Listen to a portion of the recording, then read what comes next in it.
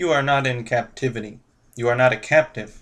Despite the number of Christians today who liken themselves to Daniel or Esther, living under pagan dominion, this is certainly not the Christian condition in America. This nation has not been dragged away by conquerors or conquered from within. It has not declared itself officially pagan or totalitarian. Rather, it is still a nation ruled, managed, and inhabited by countless Christians.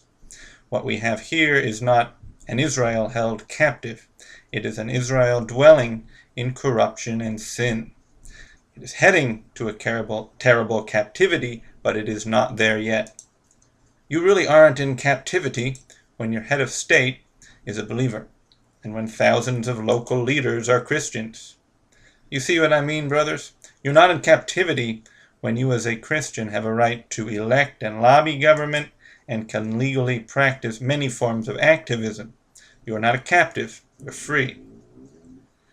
It may be true that we look to heroes like Daniel or like Esther anytime we feel outnumbered or up against a stronger anti-Christian force. They do indeed have this broader application.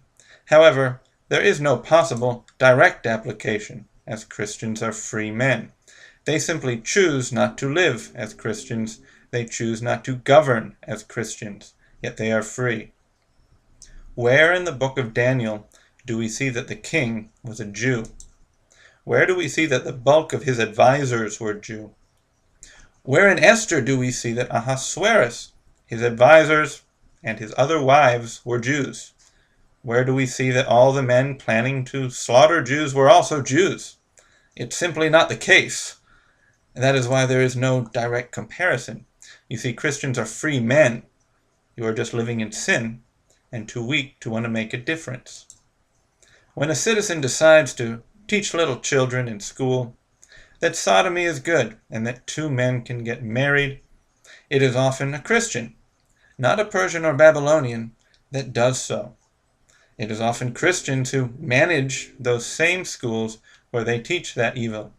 It is Christians who choose to send their children there. It is Christians who elected a government that allows an educational system which is godless and promotes evil. It is not forced at the point of a sword. That would be ridiculous. This is not North Korea. It is not even ancient Rome. It is America, and we have mostly Christians to thank for the depraved nature of school teaching.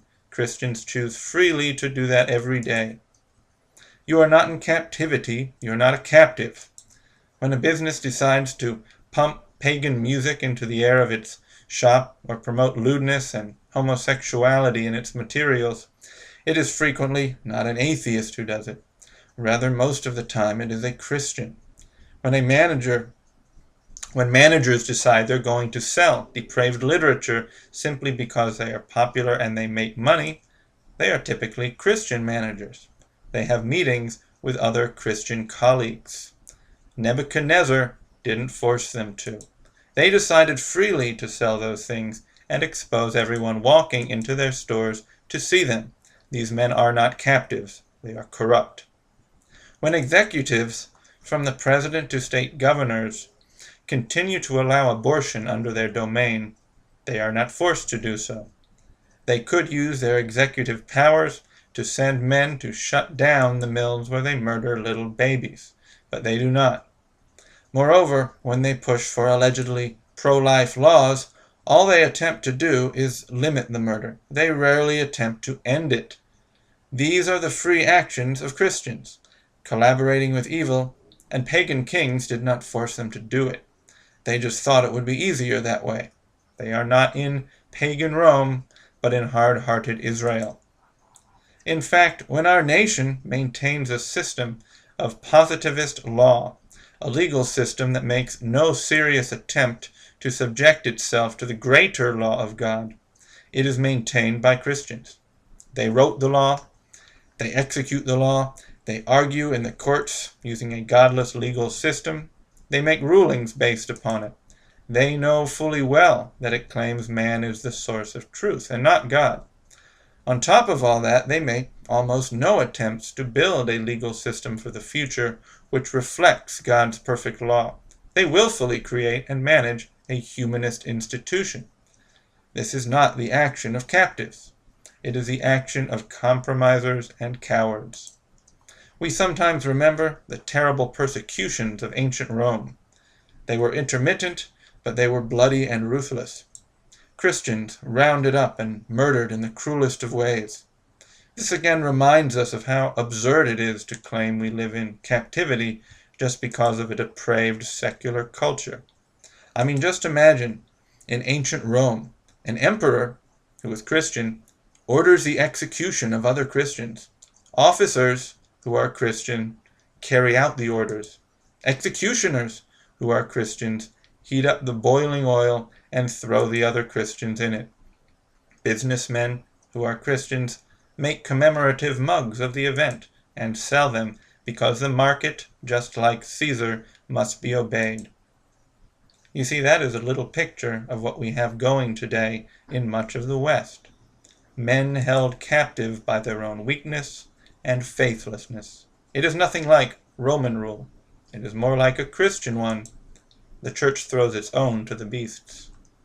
And truly, we can see a less bloody version of what I have just portrayed. For example, you will find a believer silencing another believer on the job because he spoke about the Almighty or His perfect law. You can see a believer firing another believer from his job because he would not promote the lewdness and sodomy which is common to promote today.